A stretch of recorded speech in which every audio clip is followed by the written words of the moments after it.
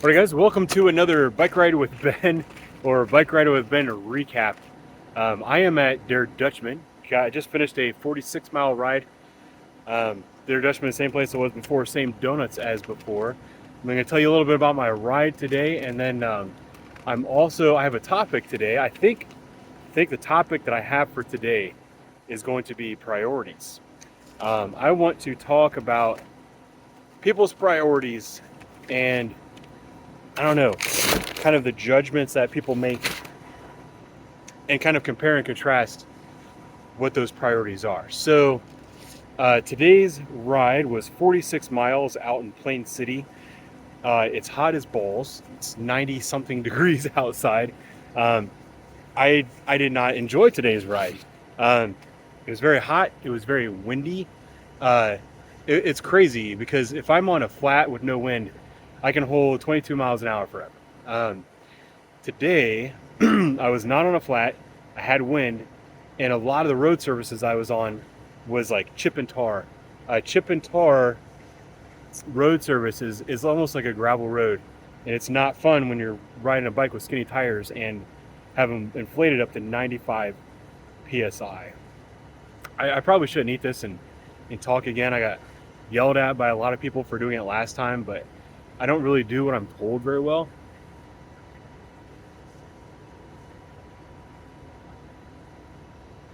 I'm also starving. I need the calories.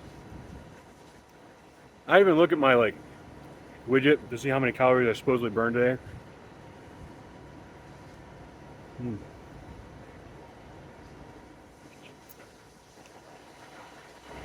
But I can tell I need them. So the first half of the ride, as far as time goes, probably more than the first half of the ride.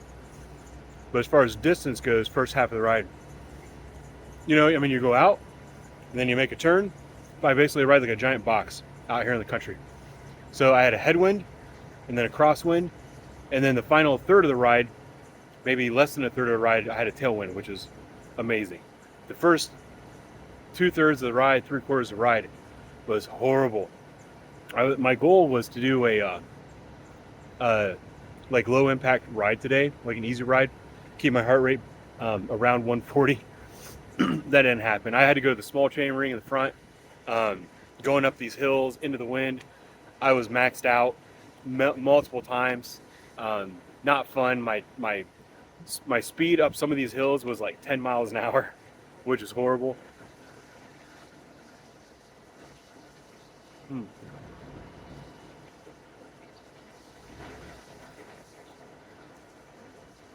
That might have been too big of a bite.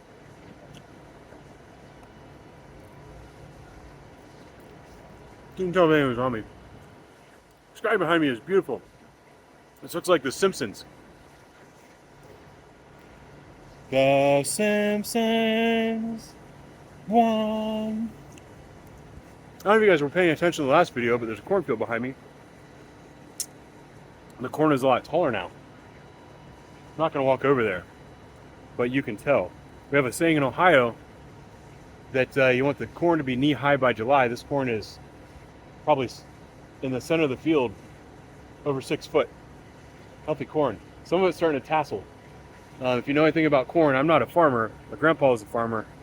I grew up with him, spent a lot of time with him, but that was 30 years ago. When it starts to tassel, it's when you'll start to see corn start to bud on the stalks. So tasseling is good. Tasseling means that we're getting close.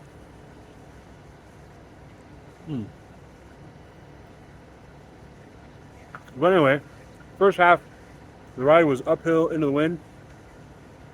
Second third of the ride was, and then you had a crosswind. The last third of the ride was kind of downhill, tailwind. My speeds were like 23, 24 miles an hour.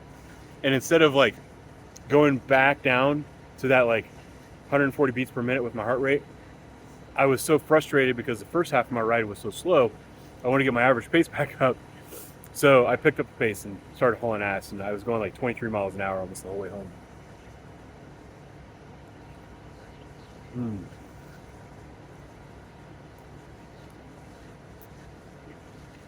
But it was a good ride.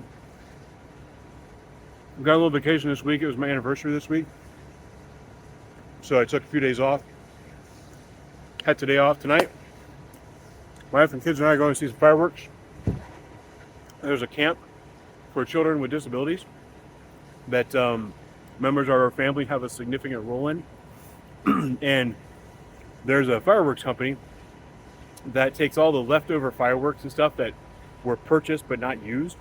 Or like if someone doesn't order a full case, you know, they got like 2 or 3 left over, they donate these to the camp, and they come out.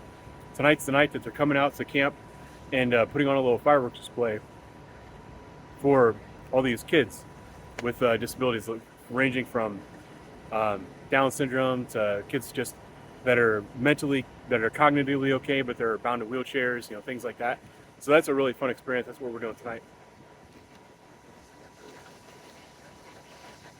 Oh, I have a busy schedule. But anyway, priorities. My priority right now is these donuts. But when I'm out riding, I mentioned this to my wife because we went to Malabar Farms yesterday. We were out in the country up in near Mansfield, Ohio, in Knox County, Morrow County, Richland County, near Lexington, near Loudonville, near Mohican State Park. You know where those places are. And we were driving through the country. I was telling my wife about things I noticed when I'm out riding my bike out in the country. I ride by farms all the time. They're beautiful. I love Ohio. I love seeing all this farmland. Whoop.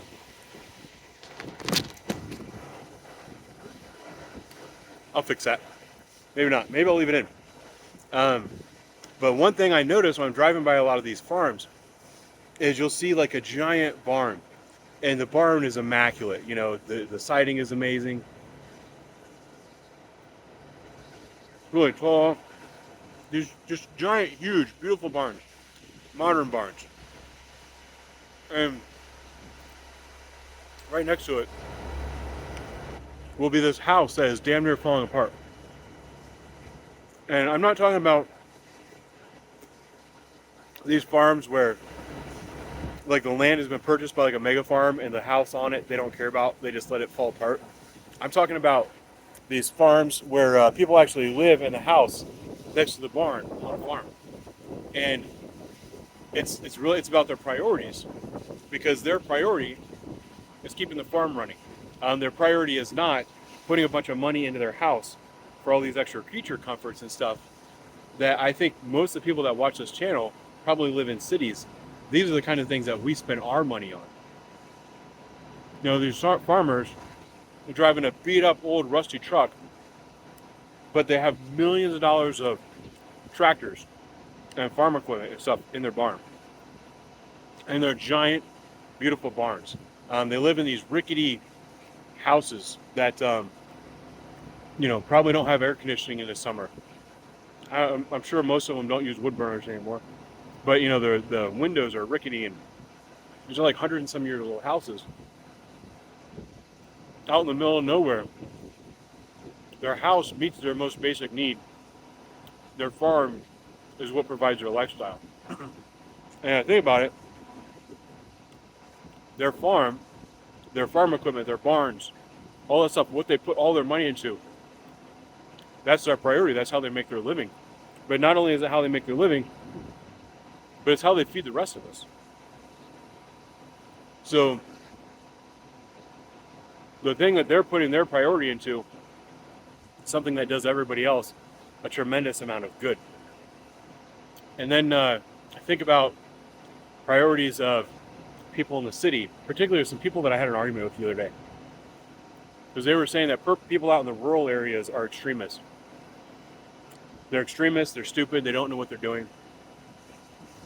Bunch of uneducated hicks. Worthless people is what these people in the city were saying. And the guy, I looked at his profile, and he's got like all these political banners and stuff all over the time, all over the place. He's got like purple mohawk, giant gauged earrings in his nose, piercings everywhere, tattoos from head to toe.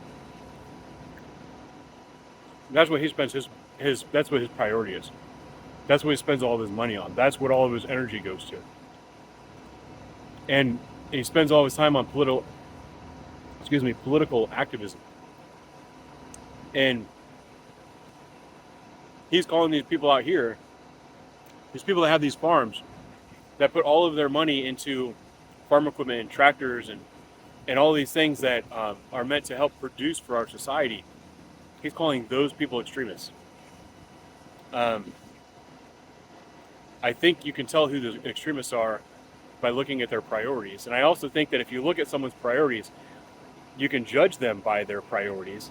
And if you see someone whose priorities are in the right place, maybe their mind is in the right place too. And maybe you should listen to what they have to say and value their opinion rather than talk down about them and write them off as extremists. Because if I had to choose between the two, the world, there's a nuclear war tomorrow, and we lost power, running water, grocery stores and everything shut down. It was absolute mayhem in our country. Which one of those people would you trust your life with?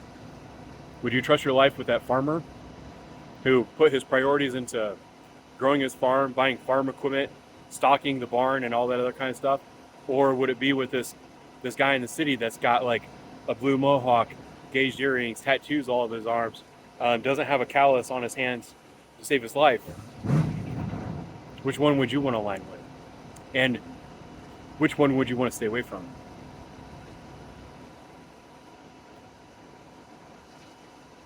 So that's how I'm going to judge people based on their priorities.